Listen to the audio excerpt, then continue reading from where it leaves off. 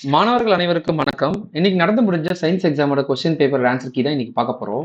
So இந்த question paper உங்களுக்கு எப்படி இருந்துச்சு அப்படின்றத கமெண்ட்ல தெரியப்படுத்துங்க. தப்பா இருந்துச்சா, ஈஸியா இருந்துச்சா, நீங்க இன்னைக்கு எழுதின கொஸ்டின் பேப்பர் எவ்வளவு மார்க் ஸ்கோர் பண்ணுவீங்க அப்படின்றதையும் தெரியப்படுத்துங்க. நம்ம சேனலை தொடர்ந்து ஃபாலோ பண்ணுங்க. அப்பதான் 10th எக்ஸாம்ஸ் அதுக்கப்புறம் அப்பதான் 10th எக்ஸாம்ஸ் மற்ற எக்ஸாம்ஸுக்கு இருக்கிற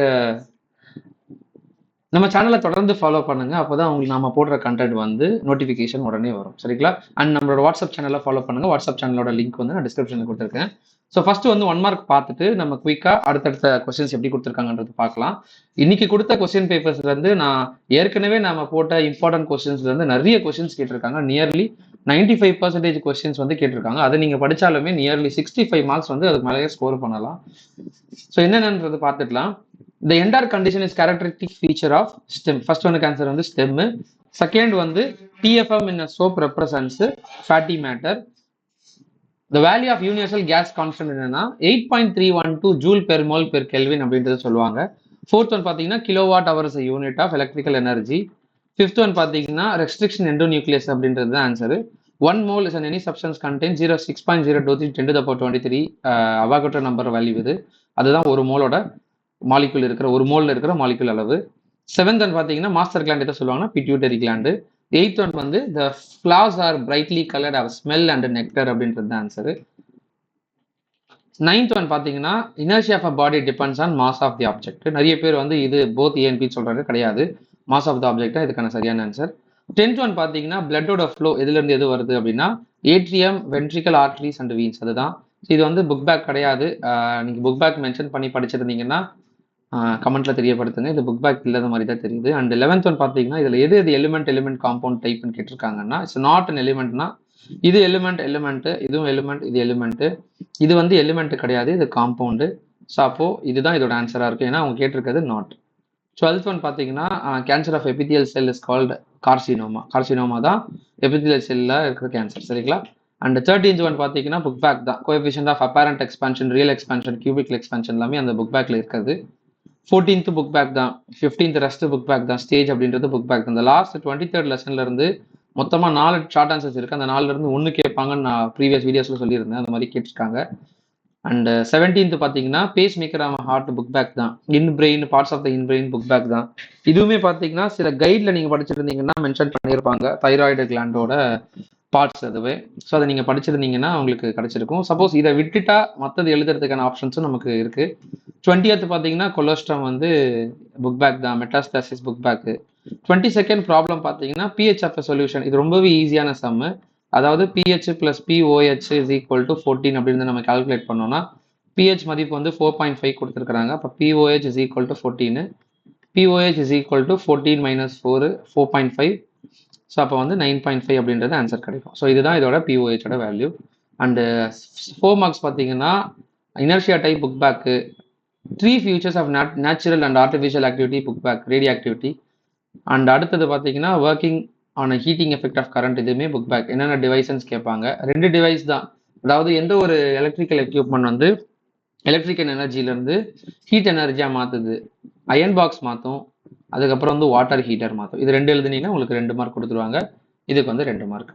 ஸோ MgSO4 இதை ஹீட் பண்ண என்ன கிடைக்கும்னா MgSO4 + 7H2O அப்படின்றது கிடைக்கும். இது எழுதுனீங்கன்னா உங்களுக்கு 2 மார்க். சொல்யூபிலிட்டி புக் பேக் தான். ரெஸ்பிரேட்டரி கோஷன் book bag, independent reaction occur before light independent reaction, இதுவுமே புக் பேக் மாதிரி தான் தெரியுது. அண்ட் 27th பார்த்தீங்கன்னா டென்டல் ஃபார்முலா. ஆக்சுவலி இது 2 மார்க் கொஸ்டின், ஆனால் 4 மார்க் கேட்டிருக்காங்க. ரொம்ப லக்கு. ஸோ இந்த மாதிரிலாம் கொஸ்டின்ஸ் இருந்துச்சுன்னா ரொம்ப ஈஸி. இது ஈஸி தான். So molar, pre molar, canine and இந்த மாதிரி செட்டு வரும் பாருங்க. இது ஆன்சர் இன் 1 வேர்ட்லேயே இருக்கும். ஒரே ஒரு லைன் இருக்கும். அது எழுதினீங்கனாலே உங்களுக்கு 4 மார்க் போட்டுடுவாங்க. 28th பார்த்தீங்கன்னா classify neurons based on structure வந்து book back. Euploidy consider advantages of both plants and animals வந்து புக் இன். ஸோ இது புக் பேக்ல கிடையாது. அண்ட் 29th பார்த்தீங்கன்னா ஆர்ட்ரிஸ் அண்ட் வீட் ஸ்ட்ரக்சரே டிஃபர் ஃப்ரம் ஒன் அனதர். இதுவுமே வந்து புக் பேக் தான். Ethnobotany book back. Consequences of deforestation book back. DNA finger printing book back. So maximum பார்த்தீங்கன்னா புக் பேக்ல இருந்து தான் கேட்டிருக்காங்க. சில ஆப்ஷன்ஸ்ல விடுற மாதிரி இருக்கும், அது புக்கின்ல இருந்து வந்துடும்.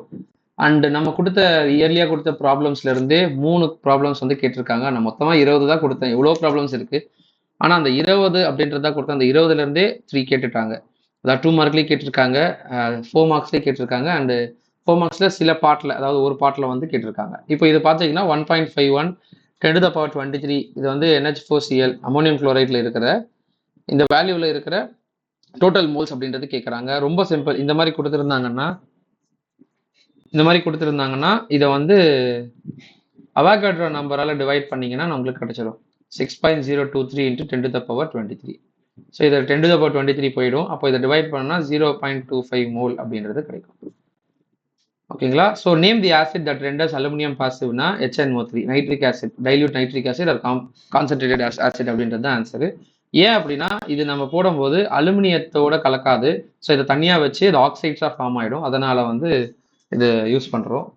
அண்டு 33 இந்த 7 மார்க்ஸ் பார்த்தீங்கன்னா யூசஸ், அதாவது இந்த குவி லென்ஸின் யூசஸ், கான்வெக்ஸ் லென்ஸோட யூசஸ் கேட்டிருக்காங்க. இது புக் பேக்ல கிடையாது, அடிஷ்னல்ஸ்ல இருக்கும். Dispersion of light book back and traffic signals book back, least count இது வந்து புக்கின்.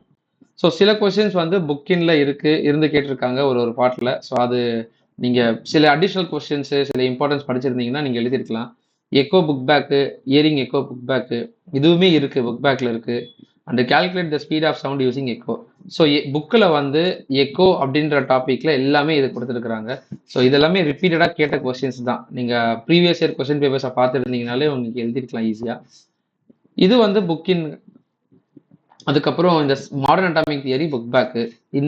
இது பார்த்தீங்கன்னா இதுவுமே நான் கொடுத்த ப்ராப்ளம்ல இருந்து இருக்கு. ஆக்சுவலி இது C2H4O2 அப்படின்றது வந்து ப்ரிசர்வேட்டிவா யூஸ் பண்றது என்னன்னா, ப்ரிசர்வேட்டிவா எதுக்கு யூஸ் பண்ணுவாங்கன்னா அசிட்டிக் ஆசிட் அப்படின்றத ப்ரிசர்வேட்டிவா யூஸ் பண்ணுவாங்க.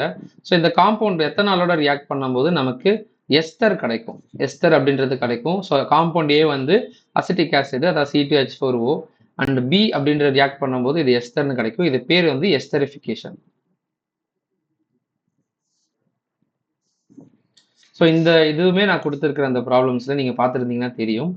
அண்டு மற்ற கொஸ்டின்ஸுமே நான் இம்பார்ட்டன்ஸ் கொடுத்த கொஸ்டின்ல தான் கேட்டிருக்காங்க. ஸோ இந்த கொஸ்டின் பேப்பர் எப்படி இருக்குது, நீங்கள் எப்படி அட்டென்ட் பண்ணீங்கன்ற கமெண்ட்டில் தெரியப்படுத்துங்க. நம்ம சேனலை தொடர்ந்து ஃபாலோ பண்ணுங்கள். அதுக்கப்புறம் வர சோஷியல் எக்ஸாமினேஷன்ஸுக்கான மெட்டீரியல்ஸ், இம்பார்ட்டன்ட் கொஸ்டின் பேப்பர்ஸ்லாம் நான் தரேன். ஸோ அதை பார்த்து அனலைஸ் பண்ணி படிங்க. ஏன்னா சோஷியல் எக்ஸாமுக்கு 3 நாள் இருக்குது. இன்னிலேருந்து நீங்கள் படிக்க உட்காந்தா சண்டே நைட் வரைக்கும் படித்தா மொத்த போர்ஷன்ஸையும் கம்ப்ளீட் பண்ணிடலாம். நிறைய மார்க்ஸ் ஸ்கோர் பண்ணக்கூடிய ஒரு subject social. Map, time line அந்த மாதிரி 1 மார்க்ஸ் மெட்டீரியல்ஸே நீங்கள் எழுதுனீங்கனாலே உங்களால் ஈஸியாக பாஸ் பண்ண முடியும். ஃபெயில் ஆகுற அப்படின்ற கேட்டகரி சோஷியலில் இல்லவே இல்லை. அதை தாண்டி மார்க்ஸ் ஸ்கோர் பண்ணுன்ற விருப்பப்படுறவங்க நம்ம சேனலில் போடுற வீடியோஸை தொடர்ந்து பாருங்கள், சரிங்களா? ஸோ சென்டம் சம்மந்தமாக இருக்கிற மெட்டீரியல்ஸு, மினிமம் மார்க்ஸ் ஸ்கோர் பண்ணுற மெட்டீரியல்ஸு, ப்ரீவியஸாக கேட்ட இம்பார்ட்டன்ட் கொஸ்டின் பேப்பர் எல்லாமே நான் இதுக்கப்புறம் ஒவ்வொரு நாளுமே நான் போட போகிறேன். ஸோ நீங்கள் கண்டினியூஸாக பாருங்கள். வேறு ஏதாவது டவுட்ஸ் வந்துச்சுன்னா நீங்கள் கமெண்ட்டில் தெரியப்படுத்துங்க. அடுத்த வீடியோவில் உங்களை சந்திக்கிறேன்.